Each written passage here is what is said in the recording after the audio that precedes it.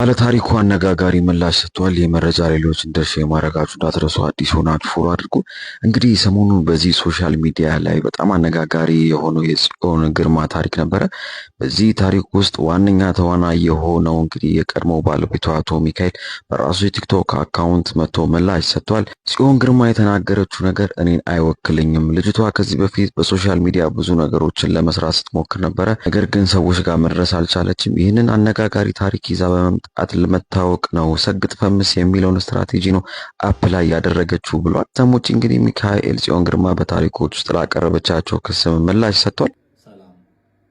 ሰሞኑን በሶሻል ሚዲያ በቲክቶክ ላይ ቫይራል የወጣ አንድ ቪዲዮ አለ። በዛ ቪዲዮ ዙሪያ ምንም አይነት ምላሽ ላለመስጠት ራሴን አቅቤ ቆይቻለሁ።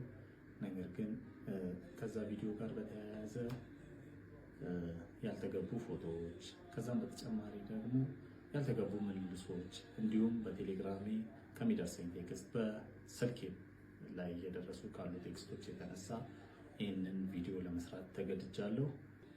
በዚህ ቪዲዮ ዙሪያ አንድም ለባለ ታሪኳ ሌላም ደግሞ ይህንን ታሪክ ይዛችሁ በሶሻል ሚዲያ ላይ እያዘዋወራችሁ ላላችሁ እና ያልተገባ ነገር እያደረጋችሁ ላላችሁ ሰዎች መልእክቴን ለማስተላለፍ ነው በዚህ ቪዲዮ የመጣሁት። በመካከላችን የነበረው ግንኙነት ከተቋረጠ ከ2 ዓመት ከ10 ወር በኋላ እንዲህ ያለ እጅግ ከእውነት የራቀ ስክሪፕትድ የሆነ ታሪክ ይዘሽ በመምጣትሽ እጅግ በጣም አዝኛለሁ። ይህ የፈጠራ ታሪክ ቢዝነስን ሰፖርት ከማድረግ ብቻ ነው ብዬ በማሰብ ነገሩን ደግሞ የበለጠ ለማካረር በማሰብ ጉዳዩን በእግዚአብሔር ፊት ትቼው የነበረ ቢሆንም ይህ ጉዳይ ከዛ እየዘለለ ደግሞ የተለያዩ ፖድካስቶች ላይ እንዲሁም ደግሞ እዛው ቲክቶክ ፕላትፎርም ላይ እየቀጠለ ስለሆነ ምላሽ ለመስጠት ቪዲዮዎችን ለመስራት ተገድጃለሁ። በመካከላችን የነበረው ግንኙነት ከተቋረጠ በኋላ በተደጋጋሚ ሽማግሌ በመላክ እንዲሁም ጓደኞቼ እኔም ደጋግሜ በመገኘት ነገሮችን ለመፍታት ሞክረናል። ነገር ግን በጊዜው የነበረው ምላሽ ምንም መልስ ያለ መስጠት ነው።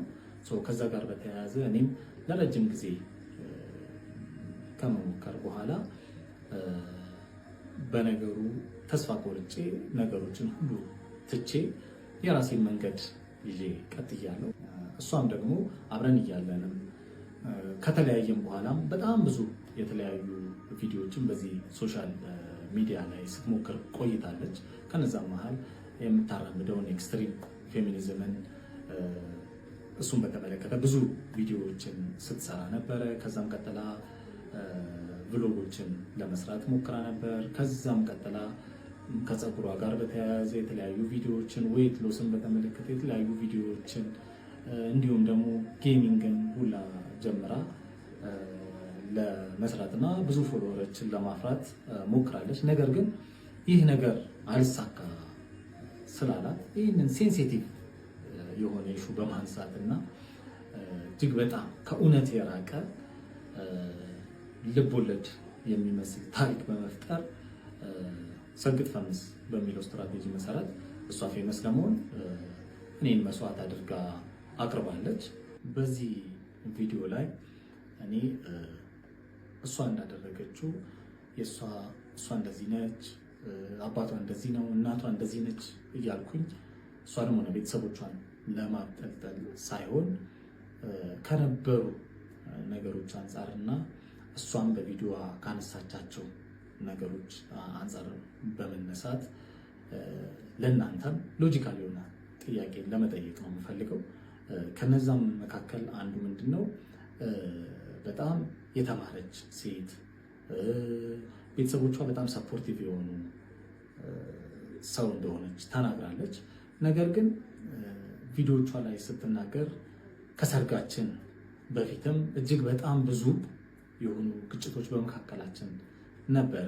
ይህ ሆኖ እያለ ቤተሰቦቿ ሰፖርት የሚያደርጓት ከሆነ እሷም ደግሞ እጅግ በጣም የተማረች ሴት ነገሮችን ማስተዋል የምትችል ከሆነች እውነትም ደግሞ እንደዛው አይነት ሴት ነች እና እንደዛ አይነት ነገሮች ሲመጡባት ውሳኔዎችን ለመወሰን እንዴት ሳትችል ቀረች? የመጀመሪያው ጥያቄ ነው።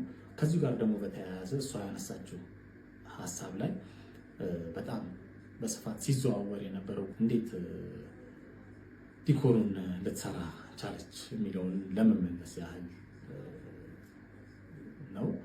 ቀድሞ እኔና እሷ ስንስማማ በእሷ በኩል 50 ሰው በእኔ በኩል 50 ሰው ተጠርቶ ወደ 100 ሰው የሚጠጋ ሰው ተጠርቶ በጣም ቀላል የሆነ ዲኮር ሰርተን ከዛም በኋላ ትንሽ ፕሮግራም አድርገን ሰርጉ በዛ መልኩ እንዲከናወን የታቀደ ነበረ።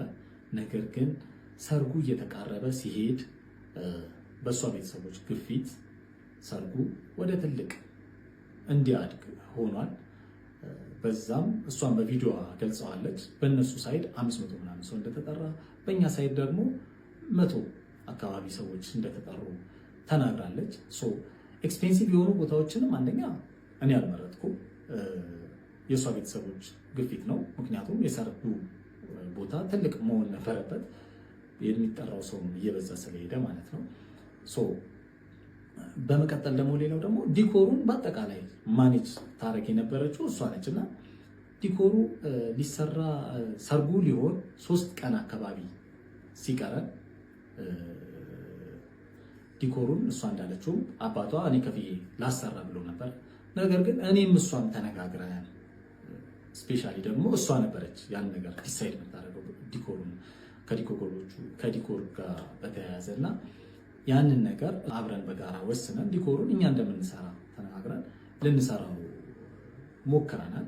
ነገር ግን በዕለቱ በአንዳንድ ነገሮች አለመሰካካት ምክንያት ዲኮሩን ላንጨርስ ችለናል። በዋዜማው እንደውም የሰርጉ ዕለት እኔ ቦታው ድረስ ተገኝቼ እስከ 6 ሰዓት ዲኮሩን ሌሎች ልጆች ተቀጥረው መጥተው እሷ እንዳለችው አባቷ ከፍሎ ሌሎች ልጆች መጥተው ዲኮሩ እንዲጠናቀቅ ሆኗል።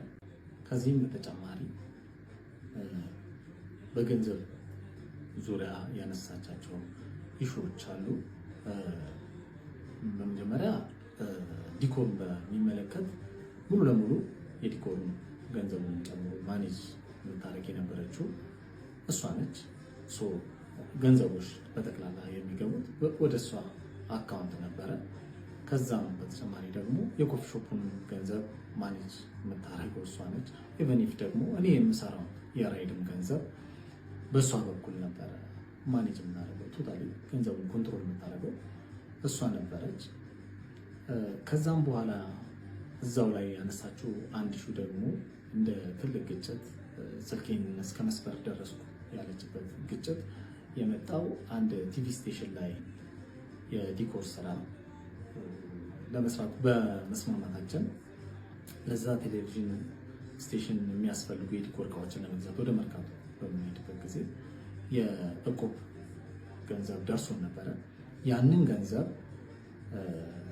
በወቅቱ ጓደኛዬ የባንክ ክፍያ ስለነበረበት ለሱ አሳልፌ ሰጥቼ ከዛም በኋላ እኔ ደግሞ ከሌላ ጓደኛዬ ገንዘብ ተበድሬ አምጥቻለሁ።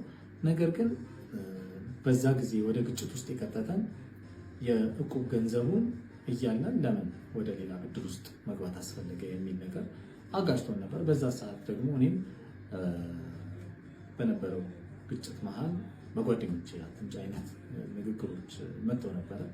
ያ ነገር በጣም አበሳጭቷት ስልክ እስከ መስበር ምናምን ድረስ ደርሳለች በወቅቱ። እኔም ደግሞ ያ ነገር ጥፋትም ስለሆነ ይቅርታ ጠይቄ አልፏል።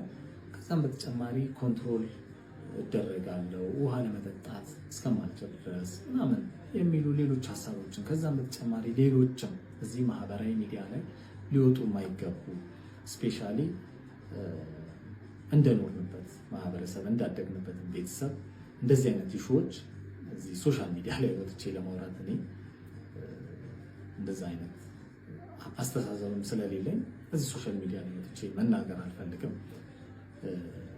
ከነዛ ጋር በተያያዘ የተለያዩ ውሸቶች ፈጥራ ታሪኩን በማጋነን ለዚህ አድርሰዋለች። በመጀመሪያ እንደዚህ አይነት ስብዕና የለኝም። እንደው ነገሩ እሷ እንዳለችው እንደዚህ አይነት አስተሳሰብ ኖሮኝ እንኳን ቢሆን እሷ ከምትከተለው ኤክስትሪም ፌሚኒዝም አንጻር አትቢ አጠጪ እስከሚለው ድረስ ታግሳ እዚህ ደረጃ አንደርስም ነበረ። ነገር ግን ለዚህ አስተሳሰብ እና እንደዚህ አይነት ውሸቶችን ለመፍጠር የዳረጋት ብዬ ማስበው አንደኛ የነበረባት ቻይልድሁድ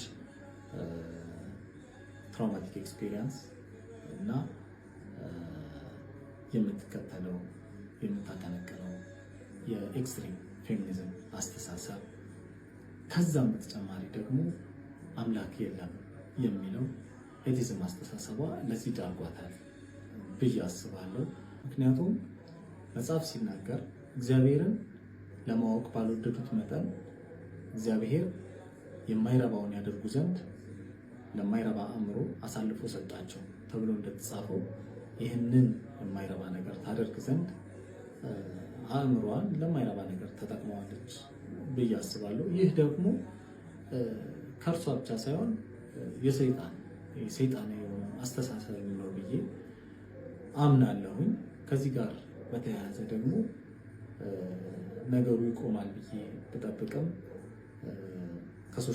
ከዚህ ከቲክቶክ አልፎ ደግሞ በዩቲዩቦች ላይ በሌሎችም ቦታዎች ላይ እየተሰራጨ ስለሚገኝ ይህን ነገር ለማስቆም ሲባል እና የስም ማጥፋት ዘመቻውንም ለማስቆም ሲባል ወደ ሕግ የሚሄድ መሆኑን ለማሳወቅ እወዳለሁ።